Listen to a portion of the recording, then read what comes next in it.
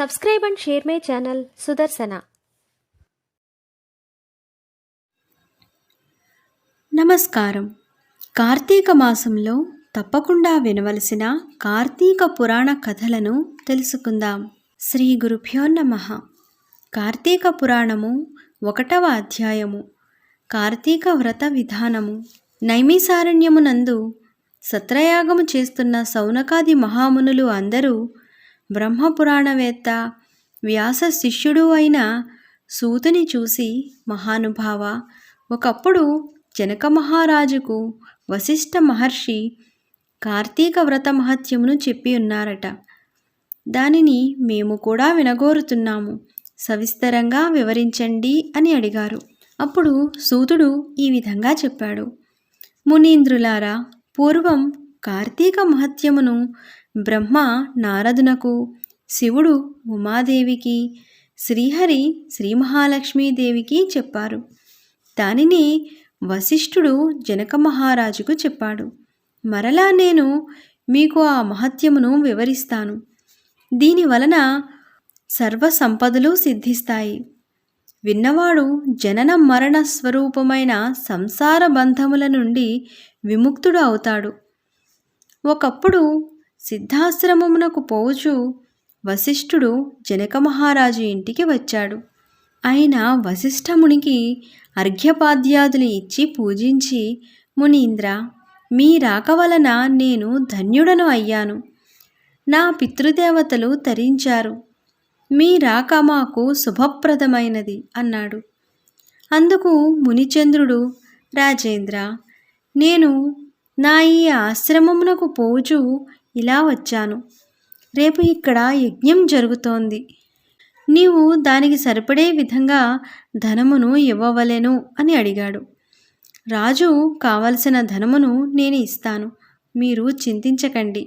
మీ వంటి ధర్మవేత్తలు వచ్చినప్పుడు ధర్మ సూక్ష్మములు తెలుసుకోవాలి కదా. నాకు కొన్ని ధర్మరహస్యాలను చెప్పండి.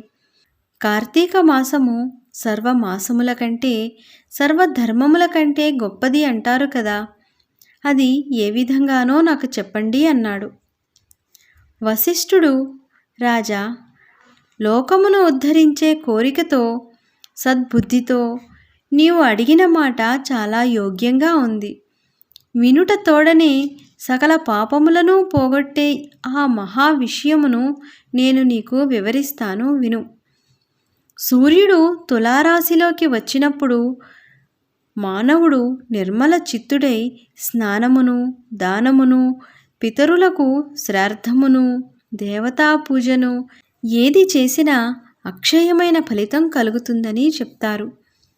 ఈ కార్తీక మాస వ్రతమును తులా సంక్రమణము నుండి నెల రోజులు కానీ, లేక కార్తీక శుద్ధ పాడ్యమి నుండి బహుళ అమావాస్య వరకు చేస్తారు. నిర్విఘ్నం కురుమే దేవ దామోదర నమోస్తుతే అంటూ సంకల్పం చేసి కార్తీక స్నానాన్ని ప్రారంభించాలి.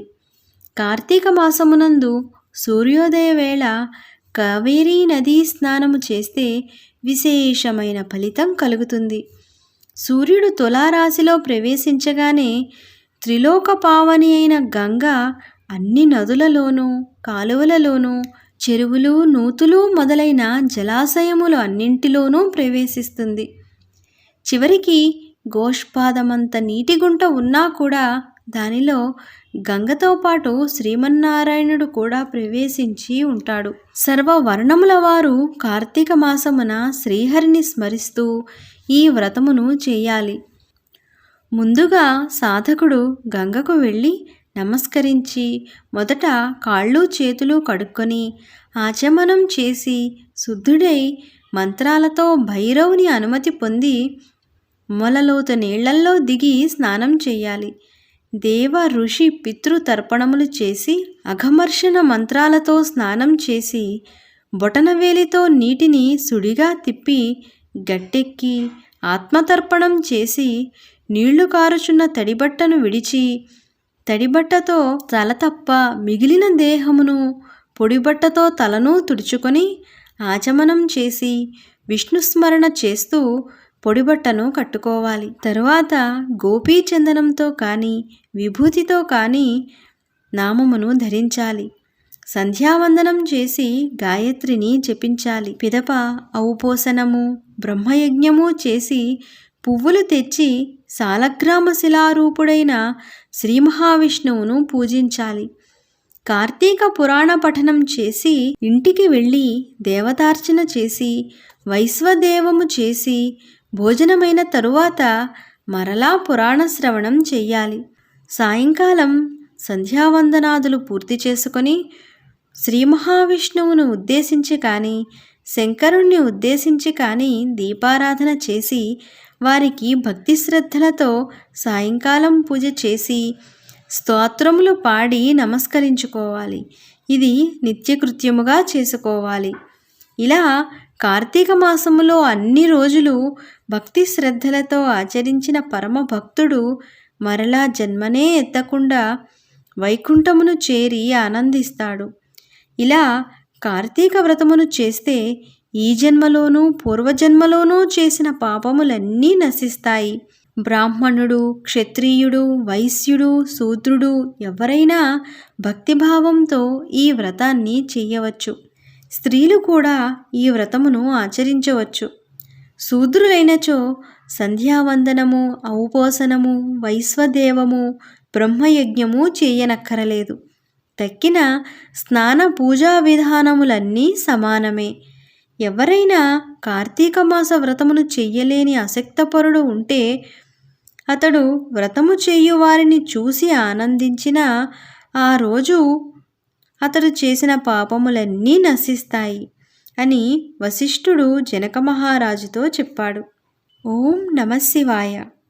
కార్తీక పురాణము 1వ అధ్యాయము సంపూర్ణము. శుభం భూయాత్. కార్తీక పురాణము తరువాయి భాగంలో మళ్ళీ కలుద్దాం. నమస్కారం. Subscribe and share my channel Sudarsana.